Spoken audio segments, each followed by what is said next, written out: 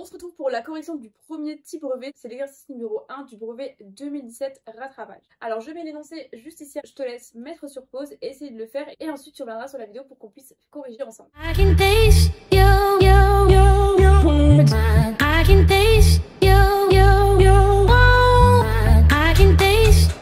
Alors c'est parti pour la correction, on te dit sur une feuille de calcul, on a reporté le classement des 10 premiers pays par le nombre de médailles aux Jeux Olympiques de Rio en 2016.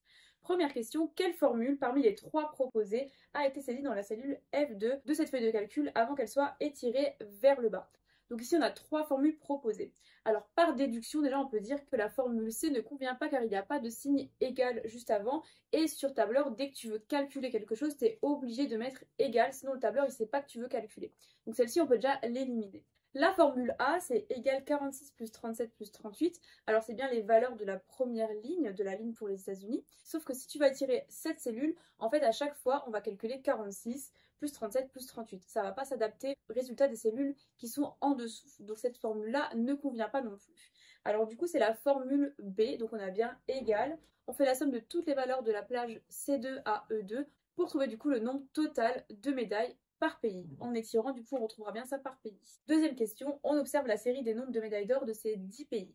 Première question, question A, calculer l'étendue du coup de la série des médailles d'or. Donc là, il ne faut pas se tromper de colonne, c'est bien la colonne or sur laquelle on doit calculer l'étendue. Alors ici, les valeurs sont déjà rangées dans l'ordre décroissant, donc je rappelle que l'étendue, on doit repérer la plus grande valeur et la plus petite valeur de la série, ce sont du coup les valeurs extrêmes, et on fait la différence entre ces deux valeurs. Du coup, ici, on va faire 46 moins 8.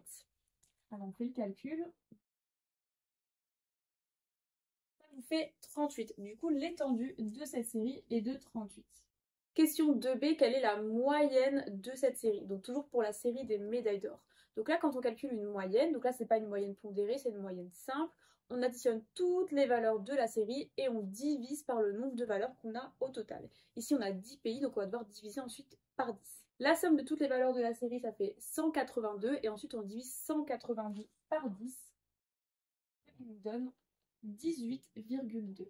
Donc en moyenne, ces 10 pays ont obtenu 18,2 médailles d'or. Troisième question, quel est le pourcentage de médailles d'or remportées par la France par rapport à son nombre total de médailles? Arrondir le résultat au 10e près. Alors dans le tableau, dans la colonne médailles d'or, on voit que la France elle a obtenu 10 médailles d'or et dans le total, on voit qu'elle en a obtenu 42. Donc si on veut le pourcentage, on peut calculer la fréquence des médailles d'or sur le nombre total de médailles qu'elle a obtenues. Donc c'est 10 divisé par 42. Et pour avoir la fréquence en pourcentage, on va multiplier par 100. Ce qui nous fait environ 23,8%. Du coup, la France a obtenu environ 23,8% de médailles.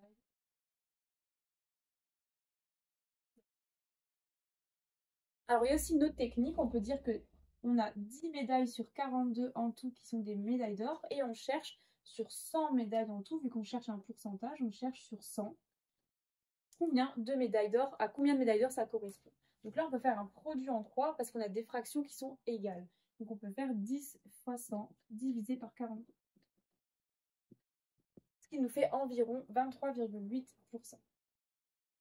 Quatrième question nous dit que le classement aux Jeux Olympiques s'établit selon le nombre de médailles d'or obtenues et non selon le nombre total de médailles.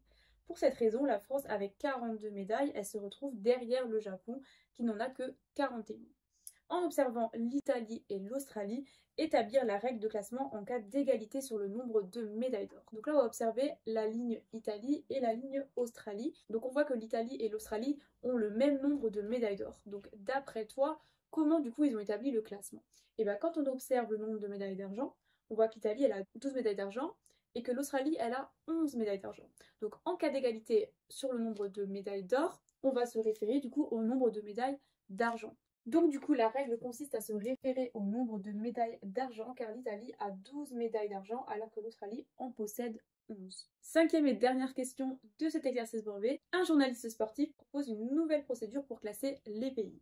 Chaque médaille d'or remporte 3 points, chaque médaille d'argent remporte 2 points et chaque médaille de bronze remporte 1 point. Dans ces conditions-là, est-ce que la France dépasserait du coup le Japon? Donc là, ce qu'il faut faire, c'est regarder les lignes France et Japon, et regarder pour chacun des pays combien de médailles d'or, d'argent et de bronze ils ont obtenu. Et du coup, ce qu'on va faire, c'est qu'on va prendre pour chacun des deux pays le nombre de médailles d'or obtenues, on va le multiplier par 3, parce que c'est 3 points par médaille d'or, plus le nombre de médailles d'argent obtenues multiplié par 2, plus le nombre de médailles de bronze obtenues. Donc c'est 1 point par médaille de bronze, donc on n'a pas besoin de multiplier par 1, c'est inutile.